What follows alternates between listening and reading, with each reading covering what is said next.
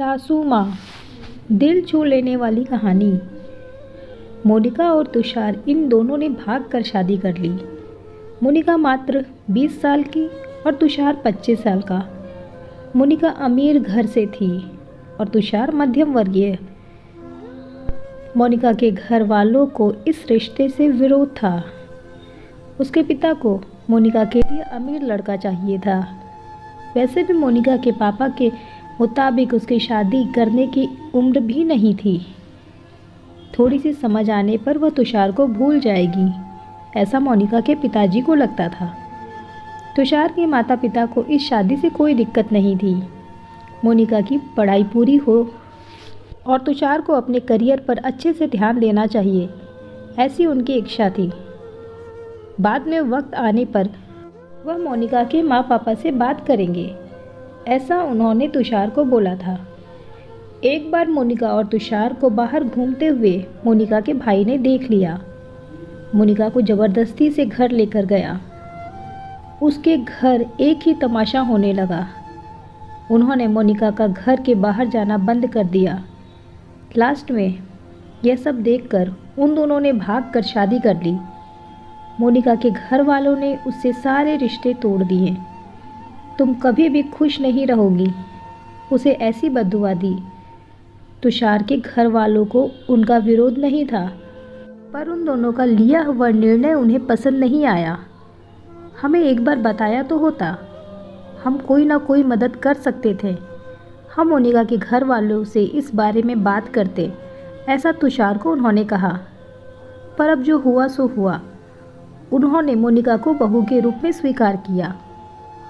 मोनिका और तुषार को लेकर वो मोनिका के मायके भी गए, पर मोनिका के पापा अड़े हुए थे। उनको मोनिका का चेहरा देखना भी पसंद नहीं था। पापा के खिलाफ जाने की माँ की हिम्मत नहीं हो रही थी। मोनिका के लिए अब मायका पूरी तरह से छूट गया था। धीरे धीरे मोनिका का तुषार के घर में मन लगने लगा। अब अपना जो कुछ भी है वह यहाँ पर ही है, यह उसे समझ में आ गया। मोनिका बड़े लाड प्यार से बड़ी हुई थी। उसे कोई भी काम की आदत नहीं थी। हमें ही उसे सब कुछ सिखाना पड़ेगा। इसकी तुषार की माँ को यानी मोनिका की सास को पता था। सब कुछ अच्छे से चल रहा था, पर नियति के मन में कुछ अलग ही चल रहा था। उनकी शादी को जैसे तैसे 1 साल हुआ था और एक एक्सीडेंट में तुषार दुनिया छोड़कर चला गया। सभी पर दुख का पहाड़ टूट गया। जवानी में अपने बेटे की मृत्यु के कारण तुषार के पापा को जबरदस्त मानसिक धक्का लगा।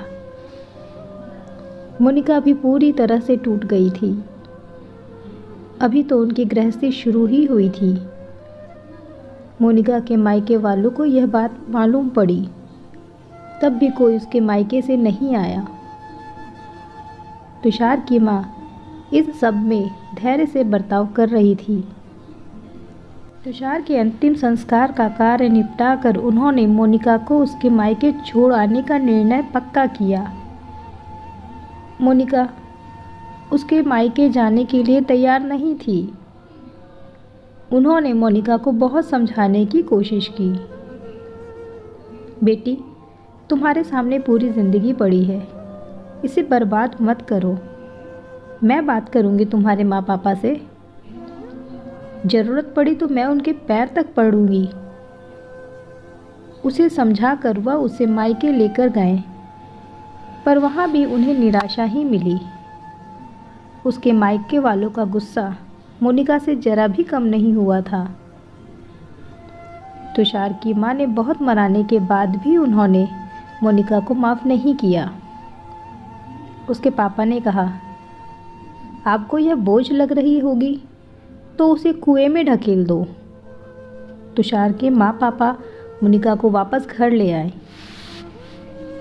मोनिका के वापस आने पर घर वाले थोड़े नाराज थे। अब मोनिका को कोई भी खुले मन से स्वीकार करने को तैयार नहीं था।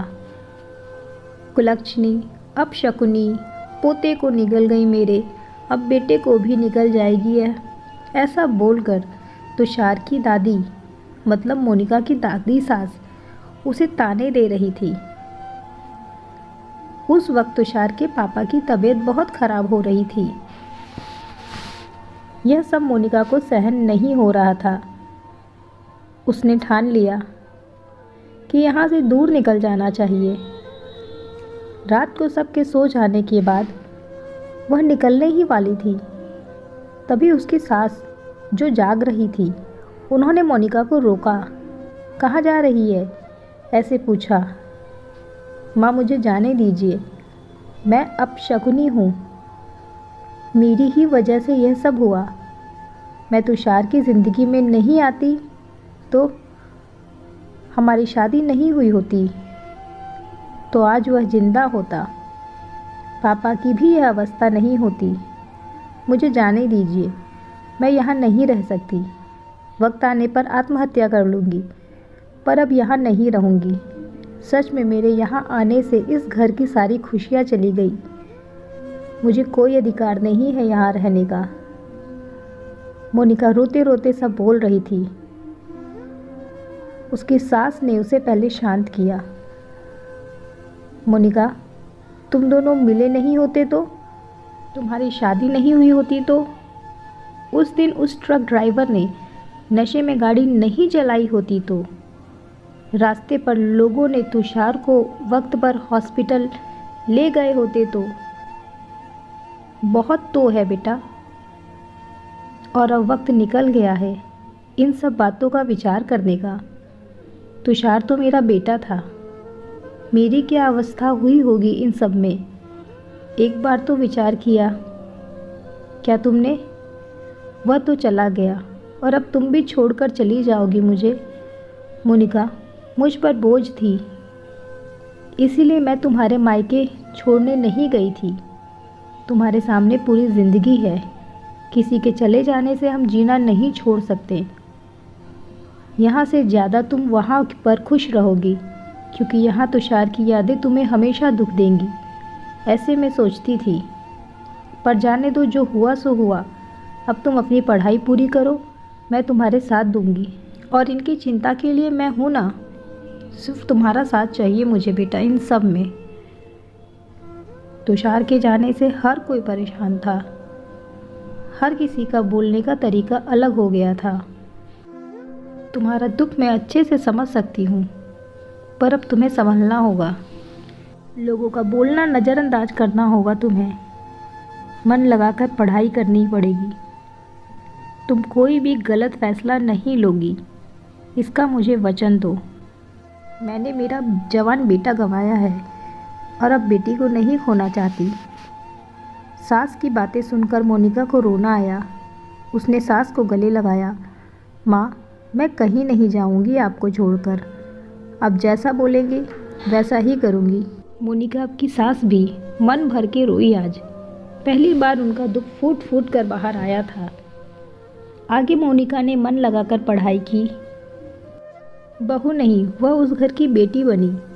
बहुत सारे ताने, बुरी बुरी बातें, हर एक राह पर उसकी सास उसके साथ थी। वो दोनों एक दूसरे की ताकत बनी। मोनिका IAS अधिकारी बनी। अब उसे दोष निकालने वाले लोगों का मुंह बंद हो गया। मोनिका के मायके वालों को जब ये खबर पता चली, उसके पापा के सिवाय मायका के बाकी लोग भी उससे पूछने लगे। सास ने अच्छा जोड़ीदार चुनकर मोनिका की दूसरी शादी करवा दी। शादी के बाद भी मोनिका अपनी इस माँ को कभी नहीं भूली। शासकीय अंतिम काल में भी मोनिका रात का दिन करके सेवा में हाजिर होती थी। सास के रूप में मोनिका उसकी ज़िंदगी खरे अर्थ से जीना सिखाने वाली माँ मिली थी। पर सच में मोनिका के सास जैसी कितनी समझदार औरतें इस समाज में हैं, जो एक चौखट से बाहर जाकर सोचती हैं और दूसरों का आधार बनकर उनका जीवन सफल बनाती हैं। आशा करती हूँ आपको मेरी आज की कहानी पसंद आई होगी। कहानी पसंद आई हो तो कहानी को लाइक शेयर करें, चैनल को सब्सक्राइब ज़रूर करें। धन्यवाद।